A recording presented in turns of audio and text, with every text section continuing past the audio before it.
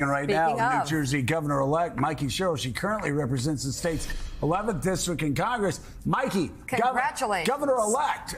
We just heard from Simone something that we heard, everybody heard in Washington, everybody heard in New York, which was your campaign wasn't connecting. You didn't have people on the ground. You were coming up short. You were going, this race is too close. It shouldn't be this close. Even last night, I was watching people saying, oh, people are worried about Jersey City, da, da, da.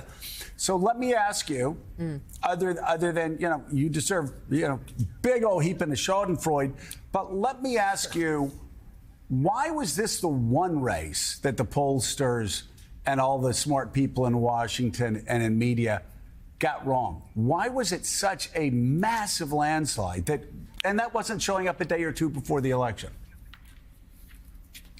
Joe, I don't think people get New Jersey, but I do. And I've run here. This is my 5th election. I've drawn out huge amounts of people over the years. I had the largest red to blue swing in 2018, so I knew exactly what I had to do. It starts with connecting with voters. I spoke to thousands of people on the ground from everywhere in the state, and then we built a juggernaut of a campaign, a huge organization, the likes of which this state hasn't ever seen. But I was constantly amazed at some of the headlines. I know the New York Post at one point said, Sherrill up by 5 points. This is why that's actually really bad for her. I'm just looking at this thinking, guys, you report what you report, but I'm going to do what I do, and I'm going to bring out the voters, and I'm going to connect with people, and I'm going to drive in my message, because I know what matters to voters in New Jersey, because I speak to thousands of them. And that was the kind of campaign we were running, and I think that's what the voters responded to. So, Governor-elect, as you well know, last month President Trump announced his administration would be suspending $18 billion in funding for New York City infrastructure projects, including the Gateway Tunnel project that included building 2 new rail tunnels underneath the Hudson River connecting Manhattan to New Jersey. Here's what Trump said 2 weeks ago. The Democrats, they don't talk about this. We're getting rid of programs that we didn't like, but that were negotiated in, but we didn't like. We're terminating those programs, and they're going to be terminated on a permanent basis. And it's thousands of people, and it's billions of dollars. We're getting rid of a lot of things that we never wanted. Russell Vote is really terminating tremendous numbers of Democrat projects. There's not only jobs. I mean, the project in Manhattan, the project in New York, it's billions and billions of dollars that Schumer has worked 20 years to get. It's terminated. He just said there, we're eliminating thousands and thousands of people, like thousands of jobs, New Jersey jobs. And we're eliminating, and he was proud that Russell Vote was going to actually take even more away. Not the type of thing a president usually brags about, Madam Governor-elect. So let's talk about the impact of that decision, which is made out of spite to punish New York City officials, Jeffrey Schumer, as part of the shutdown. Obviously impacts New Jerseyans, jobs and the like, but also a symbol of government overreach. I think that's why I connected so well with voters, because, as I was building out the traditional juggernaut of a Democratic campaign, working people from across the state, Black and Latino voters, these are voters that care deeply about opportunity, about education for their kids, about good jobs, about the ability to get to those good jobs on public transit. These are all the things that I am consistently focused on, as I've been the most effective member in the New Jersey delegation in only my 2nd term in Congress, as I brought back millions and millions of dollars to projects throughout my state, as I've helped to create good jobs. That's my focus. And to hear a president suggest that his focus is punishing people by taking away jobs, as he's running the economy into the ground, and as my opponent in the election was going right along with them, I think that's what we're seeing here in New Jersey, is voters saying, hey, I want government to run really well, and I'm going to trust somebody like Mikey Sherrill, who's been in the Navy, who has 4 kids, who gets me and gets what needs to be done in this moment. And that's what we built from, and I think we saw great results last night in really almost everywhere, in traditional white working class neighborhoods, in Black communities and Latino communities. Like I said, the traditional people that when Democrats are at our best, the people we serve. I mean, look, the overinterpretation of this is that this is a permanent majority that Democrats will be able to keep. And what you saw, at least in New Jersey, I have to look at the numbers in Virginia, is there are cohorts of voters who came out very strongly for Mikey Sherrill, who are not necessarily Democratic voters anymore, and specifically the Latino community, which Democrats, I think, for many, many years used to take for granted. You cannot take that community for granted anymore. They performed for her last night. They did not perform for Kamala Harris last time, and Democrats better make sure that they deliver for that community in a real and meaningful way to keep that community in the tent. That's just one example of a community that an overinterpretation would be, you know, Democrats have Latinos we back. don't have Latinos. Right, but that's the Yeah, concern. You could right. read this, and let me just show what people you mean. Passaic County, which has got the largest population of Hispanics in the state. Passaic County, Mikey Sherrill won 57-42, so a 15-point spread in Passaic County. You're like, oh, you know, it's largely Hispanic. This is New Jersey. You would think that this would always be the case.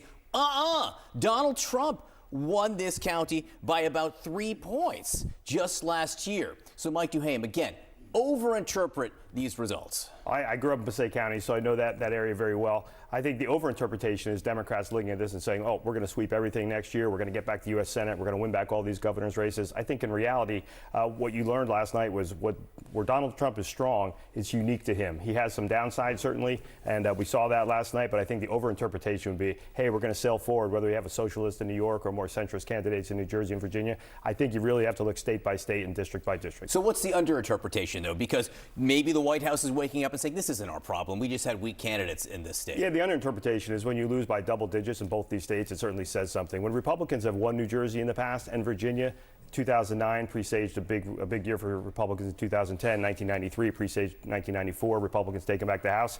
I mean, you cannot sugarcoat this. This was a blowout. And it wasn't just New Jersey and Virginia. Local races in Connecticut, statewide races in Georgia, county races in Pennsylvania. This was an epic blowout. This was a bloodbath for the Republican Pretty Party. much 100% across the board, or hundo P, as my 18-year-old boys would say. This was like a hundo P night for Democrats. So all the Sherrill people and people close to the Sherrill campaign last night, I kept on asking them, what's the lesson for Democrats going forward?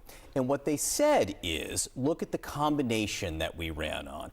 Yes, we ran against Donald Trump and we held him up because he's deeply unpopular in this state, but we kept on tying him to the economy and affordability. And when you do both, that puts Democrats in a better position. You know, look, they're probably going to take exception to this, but there's not much difference between the campaign, not the quality of the campaign, but the messaging that Zohran Mamdani ran here in New York, Mikey Sherrill ran in New Jersey, Abigail Spanberger ran in Virginia. All of it was tied to the issue of affordability. All of that was pointing out that Donald Trump made a whole lot of promises that got him elected last year that he's not kept. And I think what you saw was anger from the voters and saying, listen, Mr. President, we gave you a chance. You said you were going to lower prices. You said you were going to make our lives better.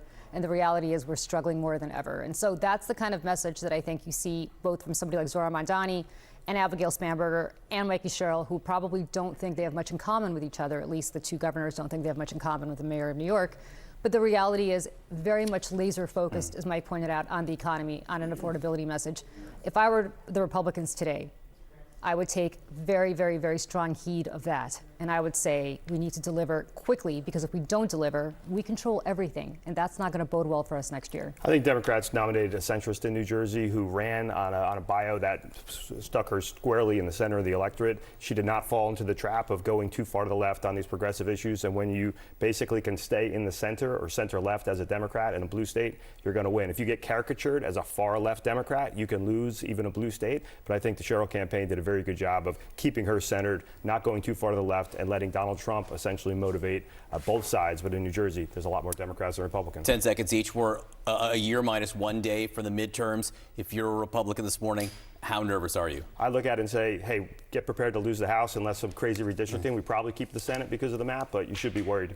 Flip it over. How excited should Democrats be? Democrats should be excited. Democrats now, especially if you're somebody like a Mikey Sherrill, Abigail Spanberger, certainly if you're Zohran Mamdani, you need to deliver quickly. I mean, people put their faith in you that you're going to make their quality of life better. You're going to make the economy better for them. You're going to make life affordable. You need to deliver quickly. And Democrats need to think about how that message communicates next year in House races. They need to paint Republicans as the people who are causing the pain, which they can because they control everything. You have people admitting it, even Republicans, that the GOP took a shellacking. And what they're effectively saying is that if Donald doesn't learn the lesson, this big defeat is going to become a gargantuan one in exactly a year's time.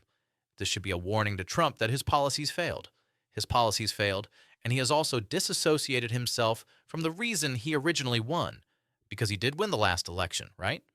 We have to admit that he won that election because he promised to make life more affordable for the working class. That's what he said, right? Did you believe him?